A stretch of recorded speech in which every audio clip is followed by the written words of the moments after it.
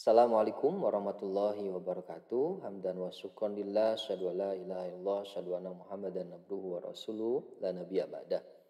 Anak-anak kelas 11, hari ini kita akan belajar materi tentang kepedulian umat Islam terhadap pengurusan jenazah. Materi ini sangat penting karena ini akan bermanfaat untuk kehidupan kalian, karena yang namanya manusia akan merasakan kematian. Dan kemudian ketika kita sudah menjadi mayit, kita akan diurus. Nah, bagaimana proses pengurusan jenazah kita?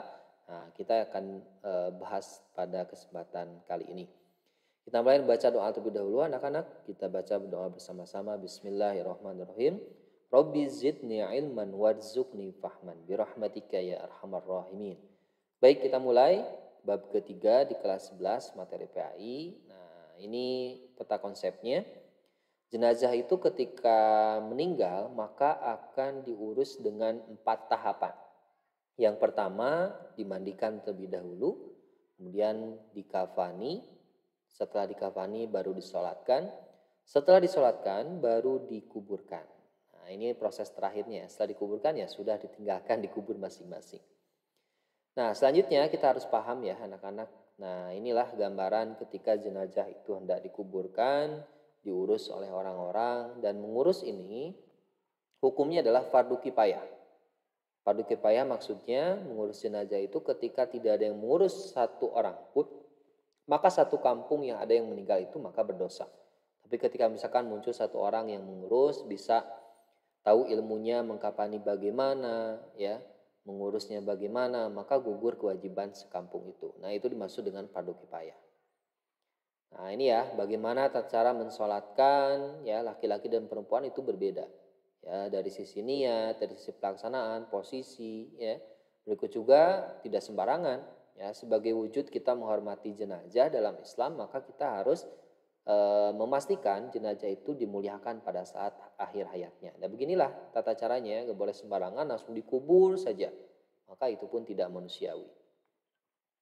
Baik, kita langsung mulai saja. Nah, ini dalilnya kullu nafsin dha'iqatul maut.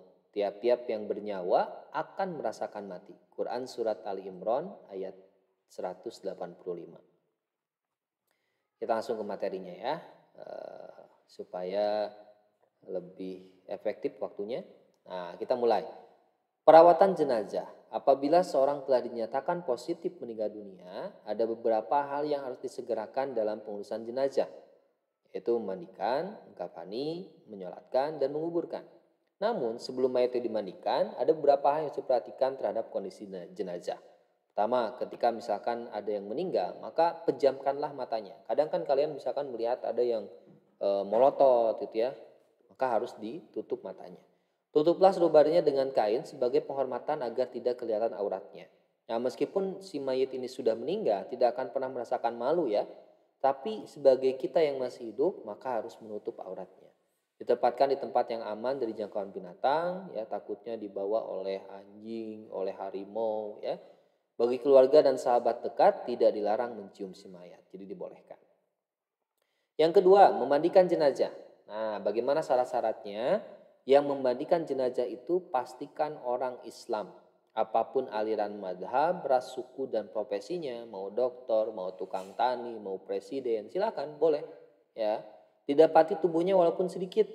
Jadi meskipun sedikit, misalkan potongan tangan ya sudah tabrakan, tinggal tidak utuh badannya, maka walaupun didapati tubuhnya walaupun sedikit, maka dimandikan. Yang ketiga, bukan mati syahid. Nah, karena yang mati dalam peperangan untuk membela agama Islam itu tidak perlu dimandikan. Ya, itu mah yang mati syahid. Yang kedua, siapa sih yang berhak memandikan jenazah? Pertama, apabila jenazah itu laki-laki, yang memandikannya hendaklah laki-laki. Jadi kalau laki-laki yang meninggalnya, maka yang memandikannya pun laki-laki. Ya, bagusnya ya.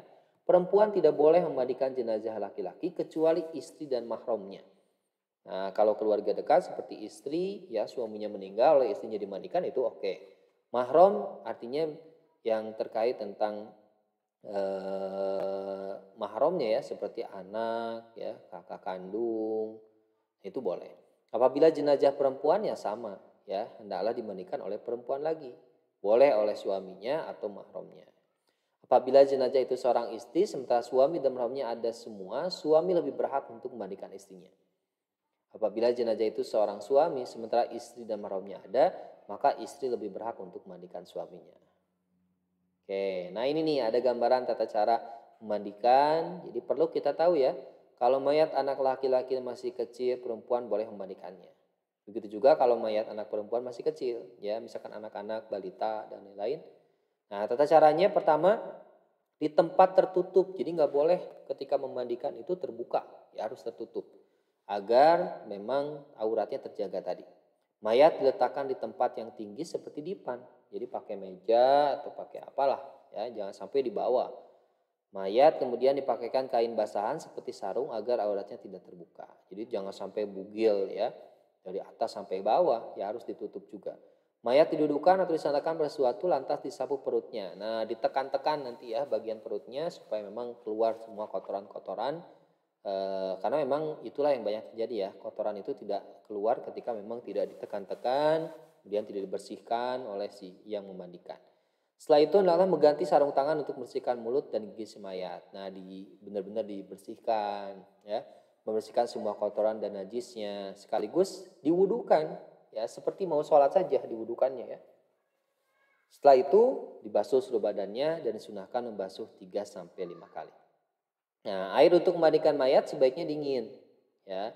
Kecuali udara sangat dingin, terdapat kotoran yang sulit dihilangkan, boleh menggunakan air hangat. Yang kedua, tahapan yang kedua setelah dimandikan maka dikafani. Nah, bagaimana sih persyaratannya? Pembelian kain kafan diambilkan dari uang si mayat itu sendiri apabila ada orang yang selama ini menghidupinya yang belikan kain kafan. Biasanya kan kalau di kampung-kampung biasanya dari RT RW ya, ada misalkan iuran kematian. Nah, itu boleh dari sana membeli kain kafannya. Kain kafan paling tidak 1 lapis. Sebaiknya 3 lapis bagi mayat laki-laki dan 5 lapis bagi mayat perempuan. Jadi 3 untuk laki-laki, 3 lapis, perempuan 5. Setiap 1 lapis diantaranya merupakan kain basahan. Abu Salamah radhiyallahu anhu menceritakan bahwa ia pernah bertanya kepada Aisyah radhiyallahu anha, berapa lapiskah kain kafan Rasulullah? Kemudian dijawab 3 lapis kain putih. Nah itu ya, jadi sunnah 3 kain, 3 lapis untuk laki-laki. Cara membungkusnya adalah hamparkan kain kafan helai demi helai dengan menaburkan kapur barus pada tiap lapisnya. Kemudian si mayat diletakkan di atasnya, kedua tangannya dilipat di atas dada dengan tangan kanan di atas tangan kiri. Mengkafani pun tidak boleh asal-asalan. Apabila kalian mengkafani mayat saudara kalian, kafanilah dengan sebaik-baiknya. Ya, inilah gambarannya nih. Jadi 3 helai itu seperti ini, ya silahkan bisa menjadi gambaran. Kemudian yang keempat yaitu menyolati jenazah. Orang yang meninggal dunia dalam keadaan Islam berhak untuk disolatkan. Kata Rasul, solatkanlah orang-orang yang telah mati, solatkanlah olehmu orang-orang yang mengucapkan la ilaha illallah. Nah, bagaimana prosesnya? Keadaan si mayat haruslah suci. Makanya tadi pada saat memandikan ya ada wudhu dulu, disucikan najis-najisnya, tempat pakaiannya ya sudah dimandikan dan dikafani, jenazah sudah berada di depan orang yang menyalatkan atau sebelah kiblat. Kemudian tata cara pelaksanaan sholat jenazah adalah sebagai berikut. Jenazah diletakkan paling muka, apabila mayat laki-laki hendaknya imam berdiri menghadap dekat kepala mayat. Jadi ketika mayatnya laki-laki maka si imam tuh yang memimpin sholat jenazah itu ada di pas bagian kepala, muka. Jika mayat wanita, imam menghadap dekat bagian perut, jadi tengah kalau perempuan ya si imamnya itu. Letak imam paling muka diikuti oleh para makmum. Jika yang menyolati sedikit, usahakan dibuat 3 baris. Mula-mula semua jamaah berdiri dengan berniat melakukan sholat jenazah dengan 4 takbir. Nah ini niatnya. Usalli ala hadal mayyiti hadhil maitati ya kalau jenazahnya perempuan. Arba'at takbiratin kesananya sama. Fardul kifayatin ma'muman lillahi ta'ala.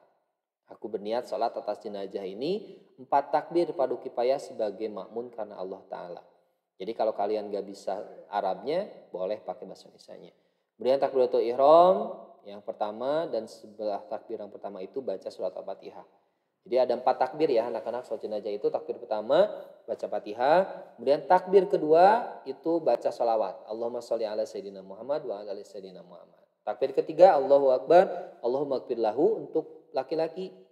Kalau perempuan tinggal diganti domirnya Allahumma ighfir laha warhamha wa'afiha wa'fu anha. Takbir keempat, Allahu Akbar, Allahumma la tahrimna ajrahu wa la taftina ba'dahu wa lana malahu. Setelah itu salam. Jadi nggak ada ruku dan sujud ya anak-anak untuk sholat apa? Sholat jenazah. Kemudian baca salam menoleh kanan dan ke kiri. Nah, dalam mengubur juga ini ada ketentuannya. Jadi segera ya, sunahnya disegera dikuburkan, jangan lama-lama. Ya, bagusnya di siang hari, mengubur mayat pada malam hari perbolehkan apabila dalam keadaan terpaksa. Anjuran meluaskan luang kubur, ya ini juga sebagai sunnah. Boleh mengubur 2-3 jenazah dalam satu liang kubur. Galilah dan dalam kanda baguskanlah masukkanlah 2 atau 3 orang. Jadi boleh ya dalam satu liang lahat itu 2 atau 3. Ya, tapi sekarang banyaknya 1. Bacaan meletakkan mayat dalam kubur, Bismillahi wa ala millati Rasulillah. Nah ini ya banyaklah ya anak-anak materinya. Nah, kalau tajiah ini melayat, jadi ketika keluarga ada yang berduka, tetangga-tetangga itu datang kan untuk memberikan support atau istilahnya turut berduka cita.